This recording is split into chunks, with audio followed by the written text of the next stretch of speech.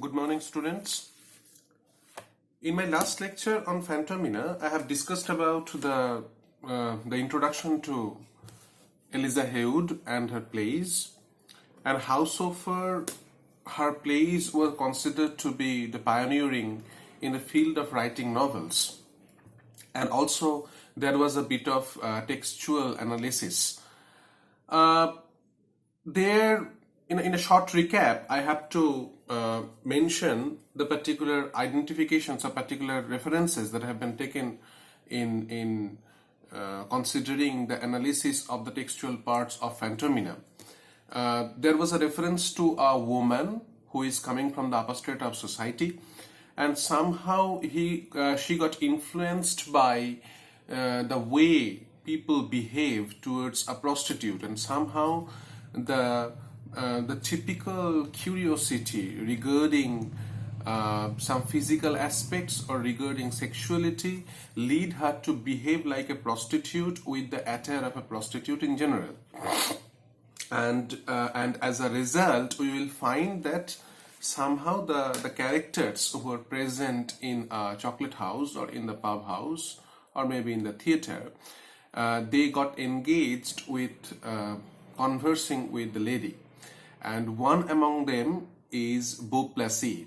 And I have referred about Beauplessis as he was the protagonist along with this female character of this play. There was a particular section in which I had concluded in my last lecture. There was a particular section, it refers that he was transported to find so much beauty and wit in a woman who he doubted not, but on very easy terms he might enjoy. And she found a vast deal of pleasure in conversing with him in this free and unrestrained manner. They passed their time all the play with an equal satisfaction, but when it was over, she found herself involved in a difficulty, which before never entered into her head, but which she knew not well how to get over. So what kind of difficulty?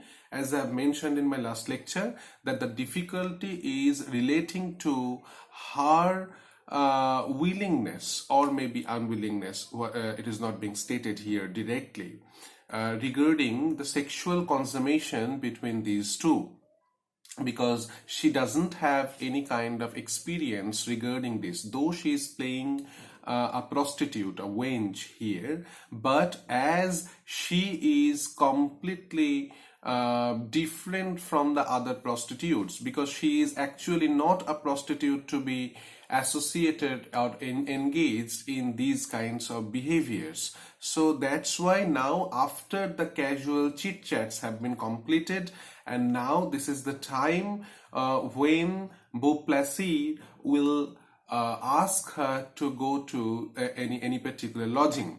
And now she is facing the problem, she is facing the difficulty.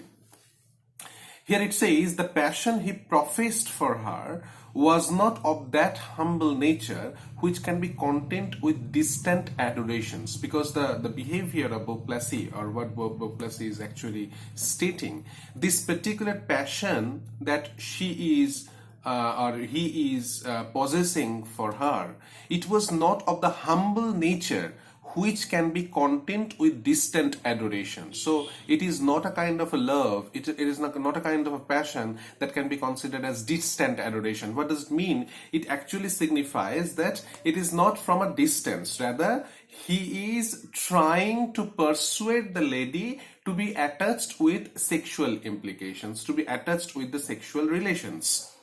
He resolved not to part from her without the gratifications of those desires. So these are the overt form of sexual implications. The gratification of desire is actually referring to the sexual consummation, obviously. So he resolved not to part from her without the gratification of those desires she had inspired. And presuming on the liberties, yes, obviously, Beauplessis has been given the liberty because she is playing the role of a wench, and she is playing the role of a prostitute. So therefore, the liberty has been already given. presuming on the liberties which her supposed function allowed of, told her she must either go with him to some convenient house of his procuring, that means what he will take a rent out of that, or permit him to wait on her to her own lodgings. That means one thing is certain, that means the sexual consummation has to be done. Okay, but he is giving a kind of a choice. Okay, and what is the choice? The choice is that either they can move to any particular lodging where Beauplessis wants her to take, or rather they will move to a particular lodging which the lady will take themselves. Okay, so some convenient house of his procuring, or permit him to wait on her to her own lodgings. And now the problem arises, and you can see that the lady is suffering from that kind of a dilemma. And here it is mentioned, never had she been in such a dilemma. Yes, obviously, because she cannot face these kinds of things, because she is a lady from the upper strata of society, never to be exposed in these kinds of problems. And that's why it says, never had she been in such a dilemma. 3 or 4 times did she open her mouth to confess her real quality. And it is actually referring to her high social status. But the influence of her ill stars prevented it. That means the lady was trying to dissuade Beauplessis into acting in this different way. But somehow it says that never had she been in such a dilemma. 3 or 4 times did she open her mouth to confess her real quality. That means from the particular social status she is coming. But the influence of her ill stars. Why the ill stars? Because she is assuming the ill stars. Because she is assuming that she is a prostitute.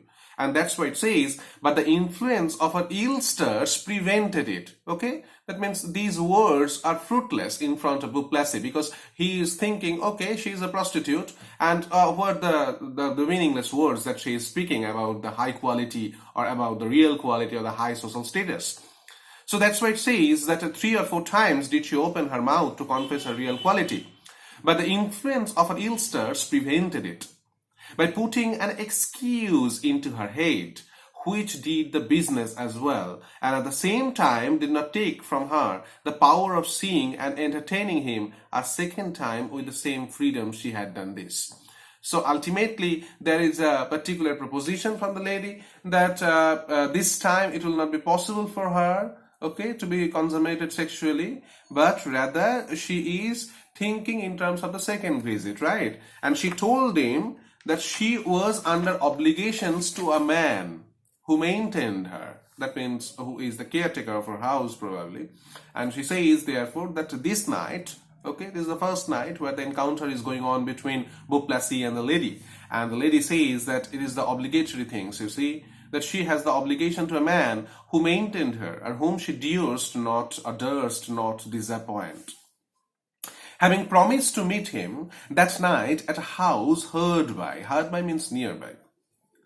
This story so like that those ladies sometimes tell was not at all suspected by Beauplessis, because these were the words that can be suited to the lady. And that's why it says, this story so like where those ladies sometimes tell was not at all suspected by Beauplessis, and assuring her he would be far from doing her a prejudice, desired that in return for the pain he should suffer in being deprived of her company that night. That means as he has to leave without the company of the lady that night. So as so it says the desire that in return for the pain he should suffer in being deprived of her company that night, that she would order her affairs so as not to render him unhappy the next. So this is an unhappy ending of the today's night, you see.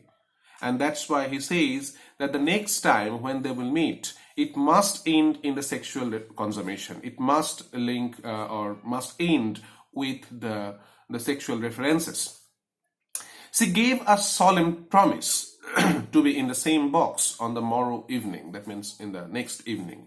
She gave him the promise that she will obviously come to the box, the theater box that it mentions.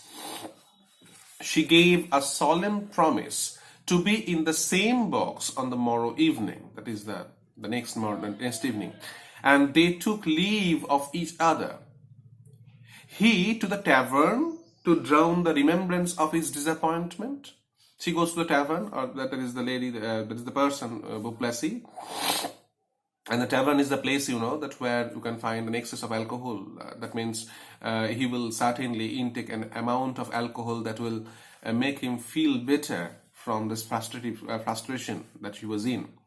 And they took leave of each other.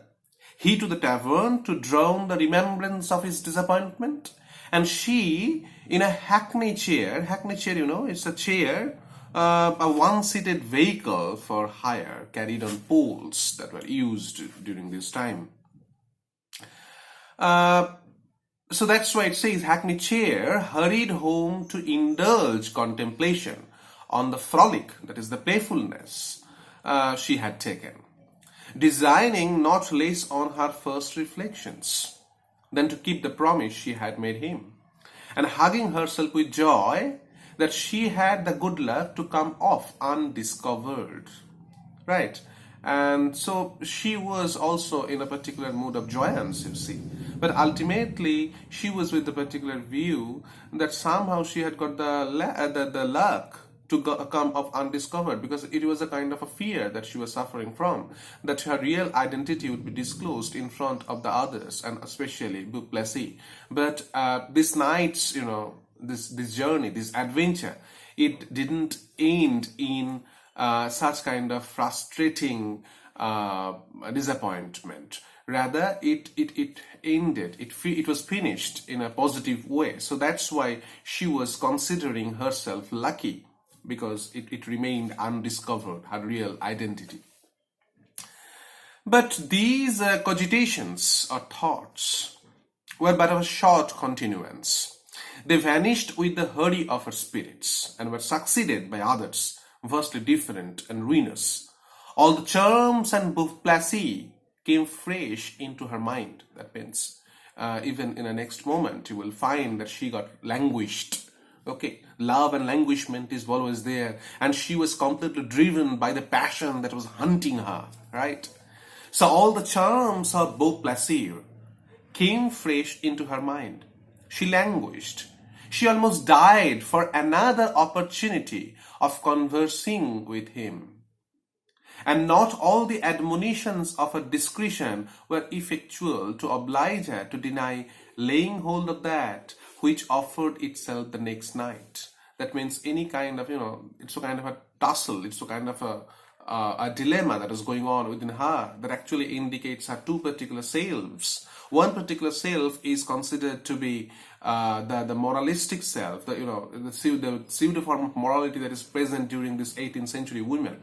And ultimately it was dissuading her from going into the pub house again, going into the theater again, and to be consummated sexually. But at another part, it's a typical form of curiosity that was lurking within her, and it completely persuaded her to move to the particular theater and meet Beauplessis and to be related physically with her. So that's why it says that somehow the admonitions of her discretion were effectual to oblige her to deny laying hold of that which offered itself the next night. She depended on the strength of her virtue to bear her safe through trials more dangerous than she apprehended this to be, and never having been addressed by him as lady, was resolved to receive his divorce as a town mistress. That means as a prostitute, obviously, it's the town mistress, to receive his addresses as a prostitute would. Imagining a world of satisfaction to herself in engaging him in the character of such one. So ultimately it was a continuing form of a dilemma that she was in, that whether she would engage in such a kind of a quote-unquote blasphemous relationship, or maybe something else. And there was another kind of a dilemma that would she again, or will she again behave in the same way as the prostitutes behave? Will she just completely negate her real identity, her true nature, and behave according to the situation demands? So who he supposed? So it says The town mistress, imagining a world of satisfaction to herself, in engaging him in the character of such a one, and in observing the surprise he would be in to find himself refused by a woman, who he supposed granted her favors without exception. Strange and unaccountable were the whimsies she was possessed of. So it's a kind of a whimsicality, you see. Okay? That he was completely possessed of. It is strange, it is uncountable, wild and incoherent her desires. The desires led her. And it was wild, it is incoherent, unfixed, and undetermined her resolutions. Her resolutions cannot be considered to be determining her. But in that of seeing Beauplessis in the manner she had lately done. Okay, it was the particular kind of a focus that she was being completely driven after. As for her proceedings with him, or how a second time to escape him, without discovering who she was, she would neither assure herself, nor whether or not in the last extremity she would do so. Bent, however, on meeting him, so ultimately she was thinking about what will happen to her, what will happen to the next meeting, what will be the byproduct or the end product of this particular kind of a meeting. But bent, however, on meeting him, whatever should be the consequence, she went out some hours before the time. So she was resoluted. She was completely determined that ultimately she must meet him. And that's why it says that bent, however, on meeting him, whatever should be the consequence, she went out some hours before the time of going to the playhouse. That means it was probably the time was certain that when she has to move to the playhouse, and he came out of her house, say 1 or 2 hours before, because she has to prepare for a lodging. Okay, that means she was completely, and you can identify that as she is preparing for a lodging. That's why it actually indicates that she was very well known or well aware of the particular fact that what will happen next. That means she was completely prepared for the sexual relations that will take place between them. So bent, however, on meeting him, whatever should be the consequence, she went out some hours before the time of going to the playhouse, and took lodgings in a house not very far from it, intending that if he should insist on passing some part of the night with her, that means the insistence will be to carry him there, thinking she might with more security to her honor entertain him at a place where she was mistress than at any of his own choosing. So now the first, the first kind of a conflict, the first kind of a choice that had to be made, she is thinking that she will bring Beauplessis to a particular place where she will play the role of a mistress, okay, rather entering into the unknown house where Beauplessis will take her, okay, for that night.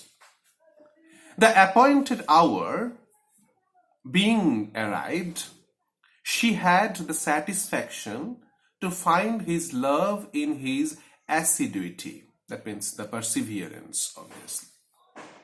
He was there before her because he was eagerly waiting for her to come. He was there before her, and nothing could be more tender than the manner in which he accosted her. That means he behaved. Okay? So you can identify that it is said that he was there before her, and nothing could be more tender than the manner. So the mannerism is being underscored here. So nothing could be more tender than the manner in which he accosted her. But from the first moment she came in to that of the play being done, that means when she came there, and there was the total time of the performance of the play, and when it is done, he continued completely, the total time, you see, that he continued to assure her no consideration should prevail with him to part from her again. So that means you will find that Beauplessis is to some extent playing the role of a nagging lover at this moment. and he doesn't want to be separated without any fruitful result. And you can think that what it actually means. The fruitful result is actually referring to the sexual relationship between these two, right? And that I have already mentioned. So here it says that ultimately that he was there before her, and nothing could be more tender than the manner in which he accosted her. But from the first moment she came in to that of the play being done, he continued to assure her no consideration should prevail with him to part from her again, as she had done the night before, obviously. And she rejoiced to think she had taken that precaution of providing herself with a lodging, right? She had taken the precaution, she would think at the time, to which she thought she might invite him without running any risk either of her virtue or reputation. That means these are the most important things to her, the virtue and reputation, and she doesn't want to risk them at any cost. Having told him she would admit of his accompanying her home, okay? And he seemed perfectly satisfied. So there was no kind of a question that can arouse within his mind. And leading her to the place, which was not above 20 houses distant. And it is found that the lodging that this lady has been created or has been creating at this moment, it was 20 houses distant. That means from that particular parlor, from that particular theater where they were in, and somehow after 20 houses almost, and there was the lodging. So which was not about 20 houses distant, would have ordered a collation, that means a light meal, to be brought after them. But she would not permit it, telling him she was not one of those who suffered themselves to be treated at their own lodgings. And as soon she was come in, sent a servant belonging to the house to provide a very handsome supper and wine. So you can find that the behaviors, okay, or the manners that have been taken by them, it is very interesting that when they were moving towards the lodging, it was Beauplessis that he was preparing for a lighter meal. But somehow the lady had to prove that this particular lodging is hers. And that's why she is negating that particular possibility.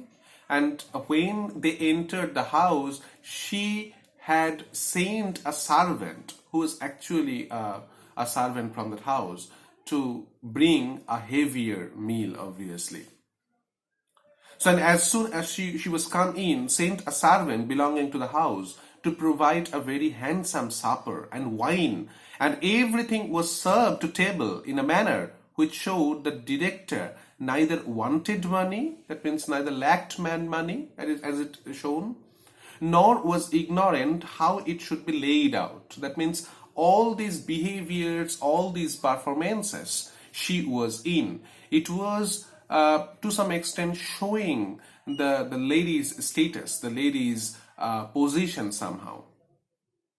This proceeding, though it did not take from him the opinion that she was what she appeared to be, yet it gave him thoughts of her which he had not before. That means somehow the lady didn't want to perform or to show herself just like the other prostitutes. Okay, the behavior that she was showing, and the expenditure of money, okay, that she was expending at this moment, or spending at this moment. So these are to some extent odd, so far as a prostitute is concerned. And somehow the behaviors and the conditions and these kinds of things, it made a kind of a thought, or it creates a kind of a thought to Beauplessis. And that's why it says that this proceeding, though it did not take from him the opinion that she was what she appeared to be,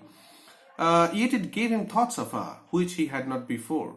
He believed her a mistress. Okay, so it has been considered that probably it might not be possible that she is a a cheap graded prostitute. Rather, she is considered to be a mistress who had more than money. So he believed her a mistress, but believed her to be one of a superior rank. That means she is not a cheap graded prostitute, rather a superior kind of a prostitute probably, and began to imagine the possession of her would be much more expensive. So at that very moment, Beauplessis was thinking that probably getting her was a bit expensive. It will be, because the way she's behaving, with the way she's showing her money, and maybe the courtesy that she's showing, it is actually focusing towards her social status, that she is not a cheap kind of a prostitute, rather be a mistress, and to gaining her, or gaining upon her, it might be indicating towards a kind of a much amount of money than at first he had expected. But not being of a humor to grudge anything for his pleasures, he gave himself no further trouble. So he was thinking, okay, it must be a kind of an expensive thing to get her. But at this very moment, he is not thinking about money. At this very moment, he was completely being possessed by the thoughts of sexual consummation. And that does mean that he gave himself no further trouble than what were occasioned by fears of not having money enough to reach a price about him. And now the supper being over, which was intermixed with a vast deal of amorous conversations, a kind of a chat was there going on. It's amorous, so love-lorn, and it indicates toward the sexuality, obviously. So supper being over, which was intermixed with a vast deal of amorous conversations, he began to explain himself more than he had done, and both by his words and behaviors let her know. He would not be denied that happiness, the freedoms she allowed had made him hope. So the happiness is actually the sexual implications again. It was in vain. She would have retracted the encouragement she had given. In vain, she endeavored to delay till the next meeting. So she was trying again. You will find the lady is trying again. Beauplessis was very much adamant. He was determined that the sexual union must have to be done tonight. But ultimately, again, in the form of the behavior, in the form of the conversation, it will be found that the lady is trying to postpone it again till the next meeting, to delay it till the next meeting, the fulfilling of his wishes. She had now gone too far to retreat. But Beauplessis was bold. He was resolute. She fearful, confused. The terms are very important, you see. You can identify that, as I've already suggested, that one of the chief topics or important topics of this particular play is sexuality. It is the gendered sexuality. Okay? You see that somehow the male sexuality versus female sexuality. And when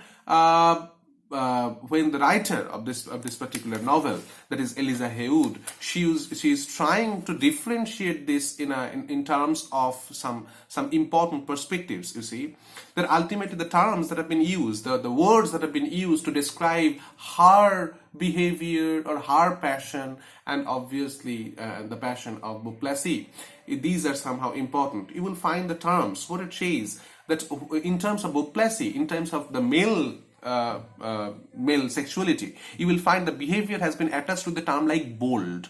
Okay, it is resolute, and whenever it has been referring to the lady of the house, you will find that it is being referred as confused, fearful. So these are the two states, you see, that that is Eliza Haywood is deliberately trying to differentiate, right? So therefore it says that she had now gone too far to retreat. He was bold, he was resolute, she fearful, she confused, altogether unprepared to resist in such encounters, because she doesn't have any kind of experience or foreknowledge about these kinds of things.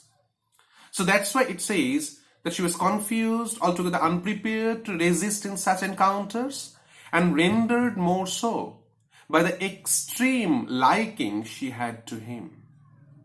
Shocked, however, at the apprehension of really losing her honor. So she was also suffering from a kind of a fear, a kind of anxiety And what is the kind of an anxiety? You will find that she was apprehended of really losing her honor. She struggled all she could. So at this very moment, at this very juncture of time, you will find that she was struggling. She was struggling all she could and was just going to reveal the whole secret of her name and quality. So she was, at that very moment, she was also thinking of exposing her completely. So she will discuss about the whole secret of her name and quality.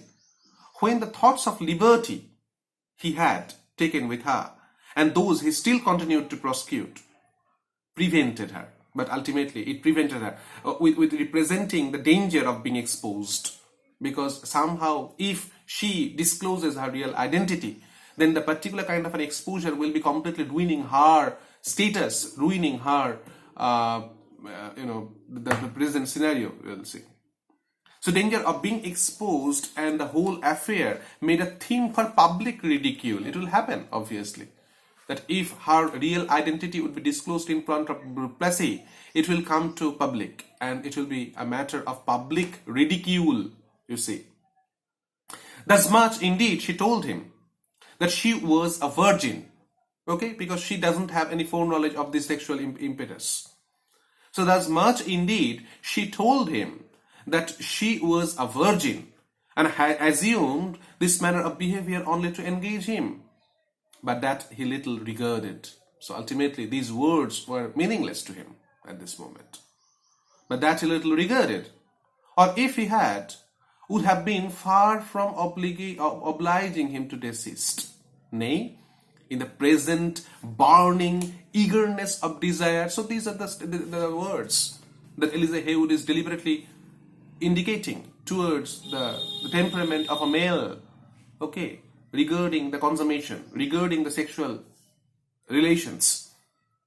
So in the present burning eagerness of desire, so it was not possible for Duplessis to stop him at this very moment, because the eagerness of the burning desire was completely engulfing him at this moment, and it was pursuing him, it was hunting him, and it is not possible for him to stop at this very moment. So in the present burning eagerness of desire, it is probable that had he been acquainted both with who and what she really was. So here the narrator is actually stating that at this very moment where the desire was to the utmost, where the desire was being gained to the apex at this moment, that if it would be possible that Duplessis would hear to or listens to the words of the lady, and if the lady disclosed her real identity at this moment, but it could not resist Duplessis at this moment.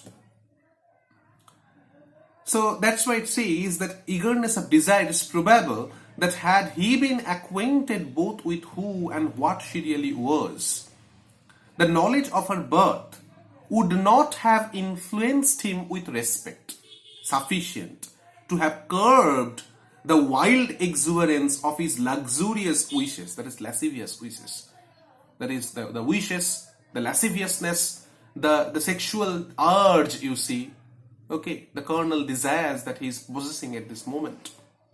It would not resist him, okay, into the consummation or from consummation. So respect sufficient to have curbed the wild exuberance of his luxurious wishes, or made him in that longing, that impatient moment change the form of his address. That means this addressing would never change. The kind of impatience that was within him, it could never change at this very moment. In fine, she was undone, okay, and he gained a victory. So this is actually indicating towards the relation, towards the consummation. She was undone and he gained a victory so highly rapturous that had he known over whom, scarce could he have triumphed more. Her tears, however, and the distraction she appeared in, after the ruinous ecstasy was past, that means after the moments of physical affinity or physical proximity was over, was past, as it heightened his wonder, so it abated his satisfaction. he couldn't imagine for what reason a woman who, if she intended not to be a mistress, had counterfeited the part of one and taken so much pains to engage him, should lament a consequence which she could not but expect, until the last test seemed inclinable to grant, and was both surprised and troubled at the mystery. So ultimately, here Eliza Haywood is disclosing that ultimately, if it be possible that the lady would disclose her real identity, and at this very moment when she is crying, it will be a kind of a mystery to him, because how can it be possible that a lady who was doing far to engage this man, and after such a kind of a physical relations, now she is unwilling regarding or showing her unwillingness at this moment. He omitted nothing that he thought might make her easy. So he tried to deal with everything, you see. That he omitted nothing that he might make her easy. To make her easy, to make her easygoing, you see. That ultimately to pacify her, to pacify from a kind of a disturbance that she was feeling at this moment. He did everything. And still retaining an opinion that the hope of interest, that means a profit, had been the chief motive which had led her to act in the manner she had done. That means somehow he was also thinking that what is the reason behind such kind of behavior, such kind of notorious or mysterious behavior that she was engaged in. Is it a kind of a profit that she would get from such kind of relationships or such kind of longings that she is doing at this moment? So what is the chief motive which had led her to act in that manner she had done? And believing that she might know of little of him, as to suppose, now she had nothing left to give. Okay? He might not make that recompense she expected for her favors. So there was nothing to be recompensed. To put her out of the pain, he pulled out of his pocket a purse of gold. So now what Beauplessis is doing, he was trying to give her the money as a matter of compensation, you see, or maybe the duty charge. So to put her out of the pain, he pulled out of his pocket a purse of gold, entreating her to accept of that as an earnest of what he intended to do for her, assuring her with 10,000 protestations that he would spare nothing which his whole estate could purchase to procure her content and happiness. So these were the meaningless words, but ultimately these were important, as the rhyme of when Beauplessis was speaking all these things, that he would spend everything that he had regarding the happiness, regarding the contentedness or satisfaction to that particular lady. This treatment made her quite forget the part she had assumed, and throwing it from her with an air of disdain, "Is this a real word?" said she, for condescensions. That is, acts of attentiveness to one's social inferiors. So is this? So he was disdaining, to some extent, mocking and rejecting the money that he's giving to her. Such as I have yielded to. So was this the reason for which I was yielding? Can all the wealth you are possessed of make a reparation of my loss of honor? That means now she is questioning that the loss of honor that I am facing at this moment, can all your behavior, can all your money bring this back? No. Can all the wealth you are possessed of make a reparation of my loss of honor? Oh no, I am undone beyond the power of heaven itself to help me. She uttered many more such exclamations. So these were frustrating to some extent, but ultimately you will find somehow the lady is speaking these words at this moment. She uttered many more such exclamations, which the amazed Beauplessis heard without being able to reply to, because Beauplessis never faced such kind of, the wording, such kind of behaviors from a lady, till by degrees sinking from the rage of temper, her eyes resumed their softening glances, and guessing at the consternation he was in. "No, my dear Beauplessis," added she, "your love alone can compensate for the shame you have involved me in." So now everything gets cleared. So ultimately she was suffering from a kind of loss of honor, obviously. And now when Beauplessis was trying to give her money, and she would cry, and she told him that ultimately it will not bring back the honor that she has lost. Rather she was in want of the love, in want of the mutual correspondence between the relations, you see. So that's why she says, "No, my dear Beauplessis," added she, "your love alone can compensate for the shame you have involved me in. Be you sincere and constant, and I hereafter shall perhaps be satisfied with my fate." That means that it was the thing that she was in need. Constance, or maybe sincerity, you see, that a kind of relations that must be there.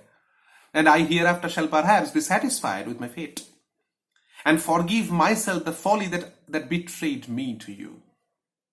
Beauplessis thought he could not have a better opportunity than these words gave him of inquiring who she was.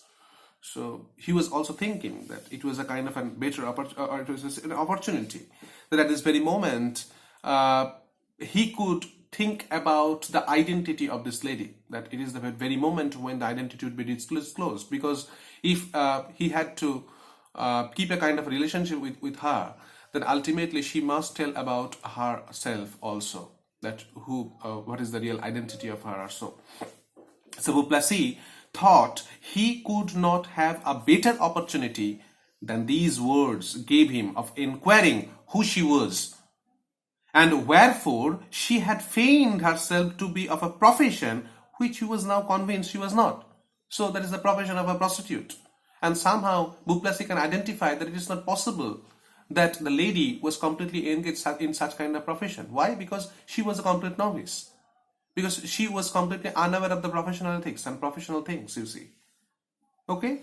And that's why he was very much, curious about the real identity of this lady. And when the lady is asking about a continual form of sincerest love and sincerest relationship, so this is the apt moment probably when the lady must disclose her real identity to Beauplessis. Because unless Beauplessis will know everything about the lady, unless Beauplessis will know the real identity of the lady, how can it be possible for him to continue such kind of favor and continue such kind of relations between them? So that was the thing that Beauplessis was thinking at this moment. So Beauplessis thought he could not have a better opportunity than these words gave him of inquiring who she was, and wherefore she had feigned herself, disguised herself to be of a profession which she was now convinced she was not.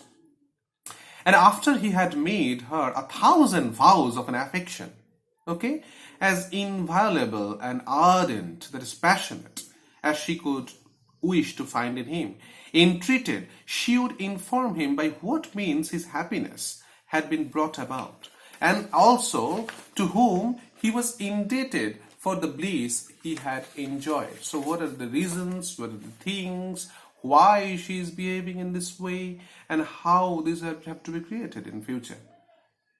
Some remains of yet unextinguished modesty and a sense of shame made her blush exceedingly at this demand. So when Beauplessis was inquiring about everything, you see, that some remains of unextinguished modesty, the modesty and shame made her blush exceedingly at this demand. But recollecting herself in a little time, she told him so much of the truth as to what related to the frolic she had taken of satisfying her curiosity, in what manner mistresses of the sort she appeared to be were treated by those who addressed them. But she was disclosing something, but we have to be very aware of the particular fact that she didn't disclose her real identity here. Rather, she was assuming a name. She was assuming a position. She was assuming a social status, which is completely different from her real one. So therefore it says, but forbore discovering her true name and quality for the reasons she had done before, because it was very problematic. It would be very troublesome and risky for her to disclose her real identity at this moment. So that's why, for both discovering her true name and quality for the reasons she had done before, resolving if he boasted of this affair, he should not have it in his power to touch her character. She therefore said, she was the daughter of a country gentleman who was come to town to buy clothes, and that she was called Fantomina. Okay, so that is the identity that she is preparing for her. And as I've already suggested, as I've already referred, so in my first lecture regarding the title of this text, Fantomina, that Fantomina, this particular name, as it indicates, it is not referring to any real identity. Rather, it is also a particular identity that she was assuming at this moment to get Beauplessis, to get the experience from Beauplessis, to get such a kind of, liberty from the typical patriarchal society that could give her a kind of experience, that is sexual experience, that the women were denied in a patriarchal society. So that's why she says that I am the daughter of a country gentleman, and the gentleman has come to the town to buy clothes, and my name is Fantomina. What was the reaction of Beauplessis at this moment? He had no reason to distrust the truth of this story. Okay? And was therefore satisfied with it. Okay. But did not doubt by the beginning of her conduct, but that in the end she would be in reality. So ultimately Beauplessis was thinking, okay, at the very beginning we find that she was not disclosing her real identity. She was under a hood. She was assuming some roles. But when, after the sexual consummation, or when it is over, ultimately after inquiring, she is informing the man that, okay, I am Fantomina. And there was no doubt for Beauplessis regarding her identity, regarding her reality. So that's why it says, and therefore satisfied with it, but didn't doubt about the beginning of her conduct, but that in the end she would be in reality the thing she so artfully had counterfeited, and had good nature enough to pity the misfortunes he imagined would be her lot. But to tell her so, or offer his advice in that point, was not his business, at least as yet, because everything must not be told to her at this moment. So it is not his business to tell everything about the misfortunes he imagined would be her lot, that is the future, because Beauplessis was very much well aware of the particular fact that it will not be possible for him to create a kind of a relationship that will end in marriage, obviously. The social bonding, the social construct and social contract, obviously. But somehow, at this very moment, we will find that Beauplessis, from the very beginning, he knew this particular fact, that the kind of relation that has been created between these two, it might be possible that it began with the active participation from the lady at first, but ultimately Beauplessis knew very well that it must end without any positive quote-unquote social result, you see. Okay, he was very well aware of the particular fact. But somehow as he is representing a typical male in a typical 18th century society who was hankering after, the sexual advances, but not a kind of a social construct or social contract, or maybe not a kind of psychological relations to be ended in a love or emotional status, you see. That's why she was, or Beauplessis was very much aware of this particular fact, that what he is doing, okay, he knows that it must not end positively, but he doesn't think it proper at this moment to disclose his mind in front of the lady altogether. And that's why it says, but to tell her so, that means expressing what he is thinking at this moment, or often his advice in that point, was not his business, right? At least as yet. Now, we have to keep it in mind that Eliza Haywood is writing this particular text to refer to or to express the differentiating tendencies of human sexualities. At the same point, you cannot just negate the human sexuality, say male sexuality and female sexuality, from the periphery of the social obligations, you see. Right? That means societal obligations, societal positions, how society behaves, these are altogether very important concerning this particular novella. What I'm trying to suggest here, that with the deliberate differences that she is making regarding Fantomina, regarding the other selves that have been created, the different attributes that have been given to the lady, and the outcome of it when she gets pregnant and she was completely expelled from the society by her mother and sent to the nunnery, okay, or my monastery, and the way Beauplessis has been treated by this particular society. He was completely made free from the obligatory principles of the society, of any kind of church regarding the different kinds of expectations. I will not go to that, but I will discuss it later. But ultimately, what happened to him and what happened to her, and the way she is behaving, the way he is behaving, the way she is thinking and the way he is thinking. So these differences have been made deliberate by Eliza Haywood. And somehow these characters are not exceptional one. Rather, Eliza Haywood is trying to propagate the very ideology that she is trying to refer to here in this particular text. That these characters are abundant in the typical society that she is portraying at this moment. Okay, the 17th century and 18th century society, you see, that is completely governed and completely driven by the societal, the patriarchal obligations and so, and patriarchal dominations and so. So that was the very important thing that I have to discuss here. So this is the second lecture, and I will continue the explaining and analytical discussions on Fantomina, the remaining sections of Fantomina, in our next lecture.